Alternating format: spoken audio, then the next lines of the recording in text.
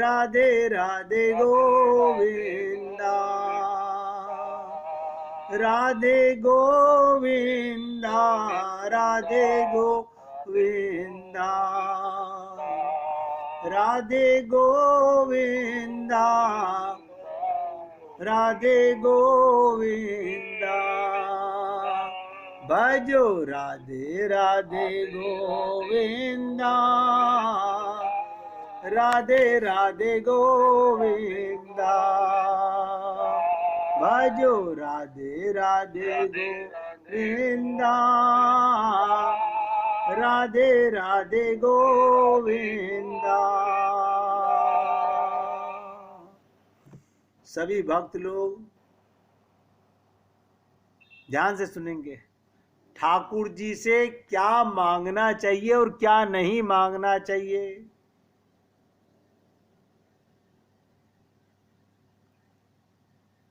लाल जी से जीवों को कुछ मांगना ही नहीं चाहिए। मांगन से मरना भला, मत मांगो कोई भीख। अरे लाल जी इतने दयालु हैं कि जीव की आवश्यकता के अनुसार, ध्यान दो, आवश्यकता के अनुसार बिना मांगे उसे सब कुछ दे देते हैं। भगवान से अगर लौकिक खुशी की मांग कर ली तो वो तुरंत दे देंगे, पर लौकिक खुशी आपको माया के चक्कर में ऐसी फंसा देगी कि आप फिर भगवान को भूल जाएंगे। आप तब सिर्फ मैं मेरा इसी में लगे रहेंगे, जो संसार को पाकर मैं और मेरे में लग जाते हैं। और जो इस मानव जीवन का उद्देश्य है भगवत प्राप्ति, ध्यान दीजिएगा, इस देह का हमारे उद्देश्य क्या है? भगवान को पाना। उससे हम भटक जाएंगे। ये तो बड़े भाग्य मानुष तन पावा। अब सोचिएगा, हम लोगों पर न जाने हम लोगों की कौन सी कमाई थी पूर्व जन्मों की, जो ठाकुर जी हमको सत्संग के माध्यम से दे रहे हैं। तो जीवन का उद्देश्य केवल एक भगवान की प्राप्ति, उसके पथ से भटक जाएंगे। इसलिए लाल जी से लौकिक सुख क्यों मांगना? अच्छा, लौकिक सुख क्यों ना मांगे? इसलिए ये सब नष्ट होने वाला है, नष्ट होने वाला है। संसार जा रहा है, एक दिन पूरा चला जाएगा। हमारी आंख बंद, हमारे लिए संसार बंद। तो लाल जी से कुछ मांगना ही है तो ध्यान दो, ठाकुर की सेवा, ठाकुर का प्रेम, भगवान के भक्तों का प्रेम, भगवान के परिवार में मन लगने लगे। मैं का परिवार, शरीर का संसार, मैं माने आत्मा, तो आत्मा का परिवार, भगवान का परिवार। अब इतना सा समझ लीजिएगा दोनों बातों में। अगर हम अपने को शरीर मानते हैं, अगर हम अपने को शरीर मानते हैं तो हमारा मन संसार में ही लगेगा।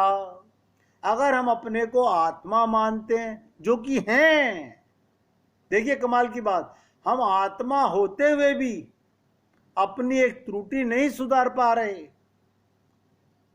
बहुत कठिन है। इसी के लिए अभ्यास बार बार करना पड़ता है, बार बार। शरीर का चिंतन, शरीर का ध्यान, शरीर में रहना तो अच्छा है, लेकिन शरीर को अपना मानना, यही हमारा इस ओर झुकाता है। इसलिए कहते हैं क्या मांगना है भगवान से? भगवान का लोक मांगो, भगवान की सेवा मांगो, उनके दर्शन मांगो। गुरु कृपा से ठाकुर जी हमें इतनी आसानी से मिल जाएंगे, तो फिर क्यों कहीं और भटकें? क्यों भटकें? जो राह गुरु ने दिखाई है बस उसी पर चलें। और गोदा जी कहती हैं, रामानुज रेखा के अंदर रहें, अपने गुरु के बताए हुए मार्ग तक ही प्रभु अवश्य मिलेंगे।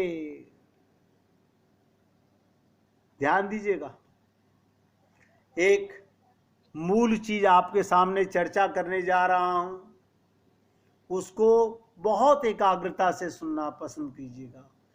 कर्म, ज्ञान और भक्ति लोग सदा करते हैं। हम 24 घंटे कर्म करते हैं, ज्ञान भी अर्जित करते हैं और भक्ति भी करते हैं। आप कहेंगे भक्ति कैसे करते हैं? क्योंकि अंतःकरण से हम आनंद चाहते हैं। फिर बताइएगा, भगवान की और गुरु की शरणागति को कठिन समझते हैं।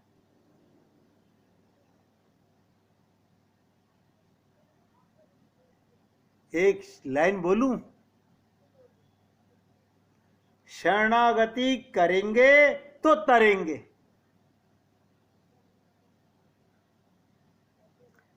कृपा के मार्ग पर चलने से लोग डरते हैं। अच्छा, शरणागति मन को करनी है, केवल मन को करनी है, इतनी सी बात है। अगर हमने एक बार ये संकल्प कर लिया तो फिर आप क्या कहेंगे बता दूं? शरणागति के बाद क्या होगा? मेरा आपकी दया से सब काम हो रहा है, मेरा आपकी कृपा से सब काम हो रहा है, करते हो तुम कन्हैया मेरा नाम हो रहा है, करते हो तुम कन्हैया मेरा नाम हो रहा है। कैसा? पतवार के बिना ही मेरी नाव चल रही है, हैरान है जमाना मंजिल भी मिल रही है, करता नहीं मैं कुछ भी सब काम हो रहा है, मेरा आपकी दया से सब काम हो रहा है। बस उसकी दया के पात्र बनना ही हमारा कार्य है। तो कहते हैं श्री कृष्ण सदा राधा के प्रेमांकुश के अधीन रहते हैं। जैसे गज हाथी को महावत अपने बस में रखता है, इसी प्रकार ठाकुर जी भी, भगवान भी राधा के बस में रहते हैं। राधा से मतलब भगवान भक्त के बस में रहते हैं, भक्त के बस में रहते हैं। आप भक्त बन गए तो भगवान आपके बस में आ गए। गोप कन्याएं श्री राधा के द्वारा ही श्री कृष्ण की प्राप्ति चाहती हैं। देखिएगा, धनुर्भंग हो जाने तथा स्वामिनी सीता के सौंदर्य लावण्य युक्त होने पर भी पिता दशरथ की आज्ञा के बिना श्री राम जानकी से विवाह करने की सहमत नहीं हुए थे। जब पिता दशरथ अयोध्या से बारात लेकर जनकपुर पहुंचे, तभी द्वार क्रिया होने पर उनको प्रसन्नता हुई। पिता दशरथ के द्वारा श्री सीता को पाकर श्री राम को परम प्रसन्नता हुई थी। इसी प्रकार गोदा जी, गोप कन्याएं श्री राम की तरह राधा को कृपा से, अनुमति से श्री कृष्ण को पाना चाहती हैं। इनको श्री कृष्ण तो प्राप्त हैं ही, इन सब के वे भोग्य भी हैं। फिर भी वो चाहती हैं कि पिता जैसे कन्या दान करके, नोट करो, जैसे पिता कन्या दान करके अपनी कन्या वर को देता है, उसी प्रकार राधा हमको कृष्ण को दान दे। बताइए, अब बताइए इसमें इससे ज्यादा सरल मैं और क्या बोलूं। हम जब आपसे कहते हैं कि हमारा कार्य है केवल अपना अंतःकरण शुद्ध करना, ध्यान दीजिएगा, जिस दिन हमारा अंतःकरण, हमारा हृदय शुद्ध होगा, उस दिन गुरु को भगवान जबरदस्ती भेज देगा हम पर कृपा बरसाने के लिए। ये भगवान की ही कृपा है, गुरु के माध्यम से आती है, लेकिन उससे पहले पात्र की शुद्धता सबसे ज्यादा जरूरी है।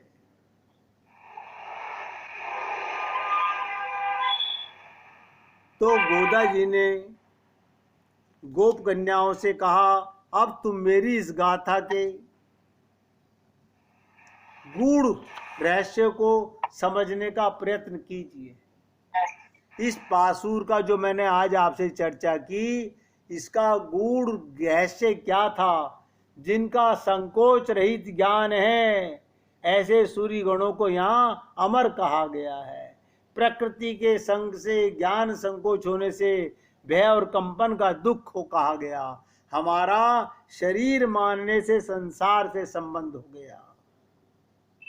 और कहते हैं परिपुष्ट प्रेम, ध्यान दीजिएगा, परिपुष्ट प्रेम ही राधा का अनुराग और अधरों की लाली है। श्री कृष्ण के विरह में जो दीनता है, वही राधा जी की पतली कमर है। अथवा ज्ञान अवस्था विशेष के आश्रय में जो आत्मा सूक्ष्मता के पाने के लिए जिस विषय व्यक्ति ने अहंकार और ममता की निवृत्ति करने वाले साधन ही यहाँ पर व्यंजन है। हमें अहंकार और ममता का त्याग करना पड़ेगा, इसके बिना अंतःकरण शुद्ध नहीं होगा।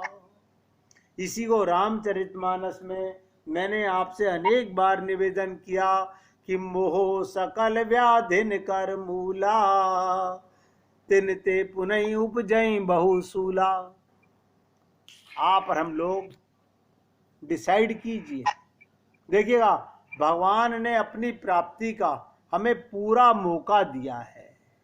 हम चाहें इसी देह को कृतार्थ करके इसी देह में भगवत प्राप्ति कर सकते हैं, और हम ना चाहें तो भगवान जबरदस्ती नहीं करेंगे। भगवान जबरदस्ती नहीं करेंगे।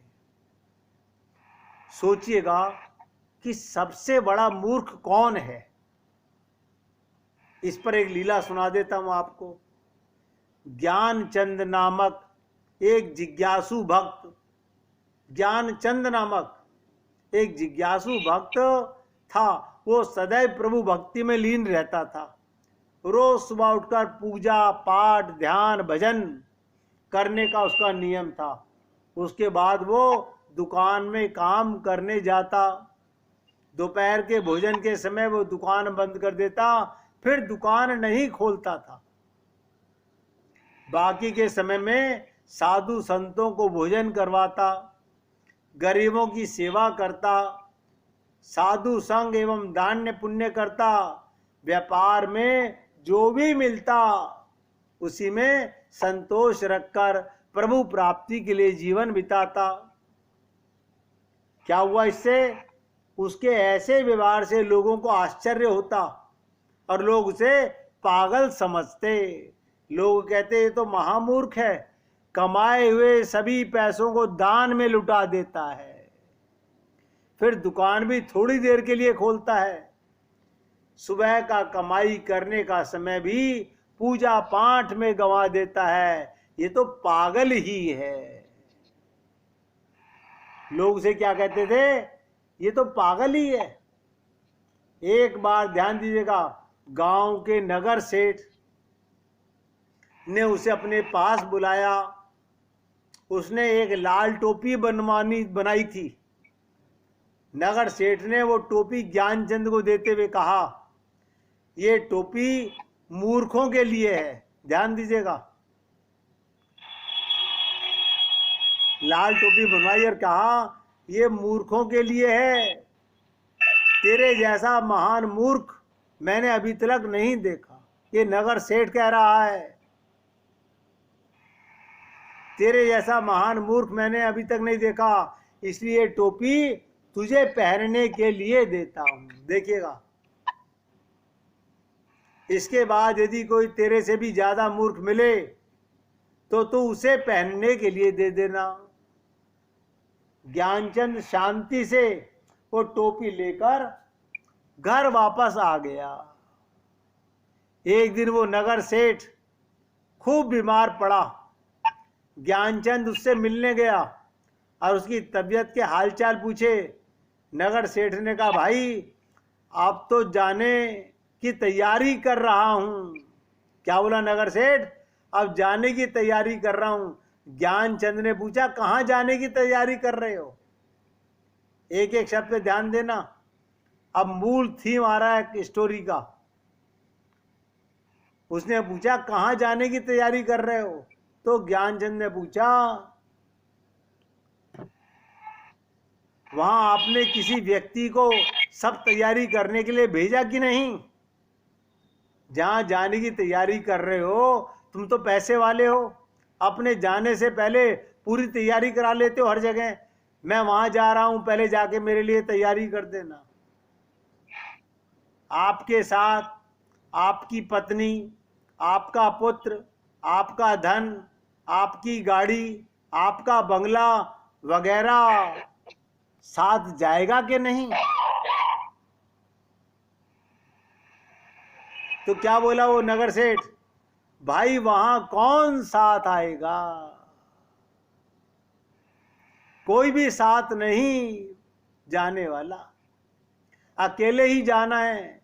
कुटुंब, परिवार, धन दौलत, महल, गाड़ियां सब छोड़कर यहां से कूच कर जाना है।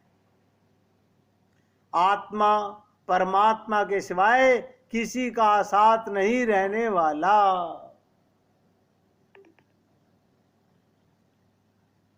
किसी का साथ नहीं रहने वाला।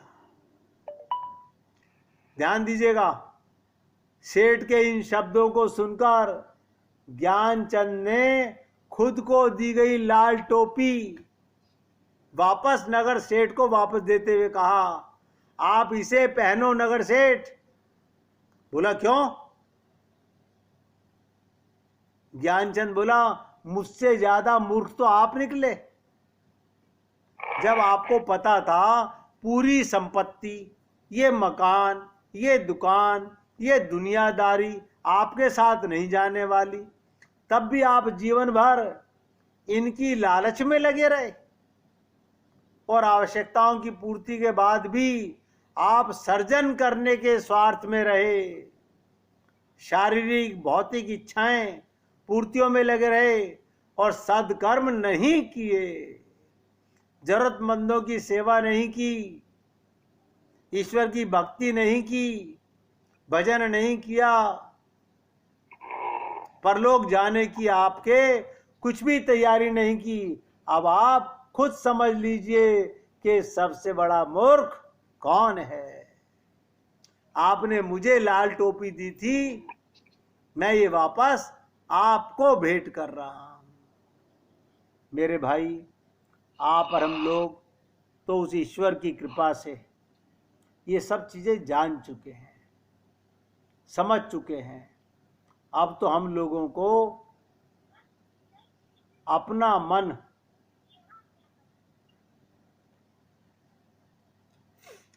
दो मिनट एकाग्रता से सुनिएगा।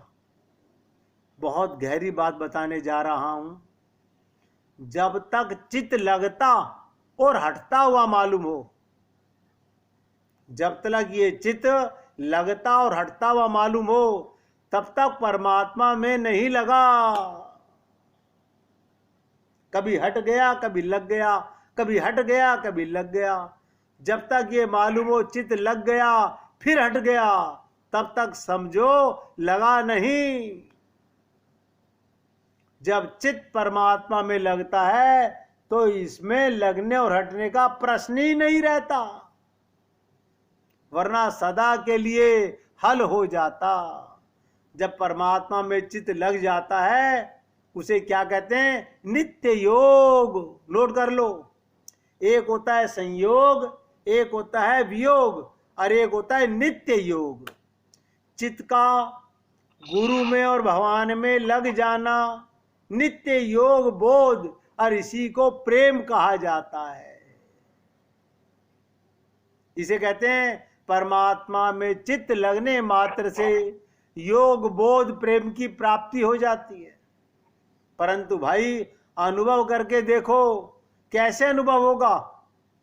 ध्यान दीजिएगा, कैसे अनुभव होगा? परमात्मा में मन कैसे लगेगा? जब हम ये मान लेंगे परमात्मा अपना है, अपने में है, अभी है, सब कुछ उन्हीं का है, मुझे उनसे कुछ नहीं चाहिए। क्यों? जब परमात्मा ही अपना है तो उसकी मलकियत सब हमारी है। जब मालिक हमारा तो मलकियत भी हमारी। मालिक को जो पसंद कर लेगा मलकियत उसके पीछे पीछे दौड़ेगी। परमात्मा में चित्त लगाना, परमात्मा को अपना मानने से, सब कुछ प्रभु का ये मानने से, मुझे कुछ नहीं चाहिए ये मानने से, सब प्रभु का है ये मानने से परमात्मा में मन लग जाता है। और ध्यान दीजिएगा, जब परमात्मा में मन लग जाता है तो मन, लिख लो एक शब्द आज नया बता रहा हूं, आज तक कभी नहीं बताया था, मन अमन हो जाता है। मन अमन, अमन माने क्या? अमन माने मन रहित, अमन माने मन रहित। इसे ये हिंदी अर्थ है, उर्दू में अमन कहते हैं जहां मौज हो, बहार हो, आनंद हो। यानी हिंदी में अमन का अर्थ होता है बेमन। अब हम बिना मन के हो गए क्योंकि मन भगवान में लग गया, यानी मन रहित। जिस दिन हमारी ये स्थिति हो जाएगी तो क्या होगा? आखिरी लाइन, चिर शांति, जीवन मुक्ति, कोई रोक ही नहीं सकता। फिर आनंद ही आनंद है, आनंद ही आनंद है। बस आज आपके साथ यहाँ पर पासूर को विराम दे रहा हूँ। कल फिर आपके साथ 21वें पासूर की चर्चा करूँगा। मुझे तो भजन गाने आते नहीं, 2 लाइन सुना देता हूँ। मोहे आन मिलो घन श्याम, बहुत दिन बीत गए। मोहे आन मिलो घन। राधे राधे।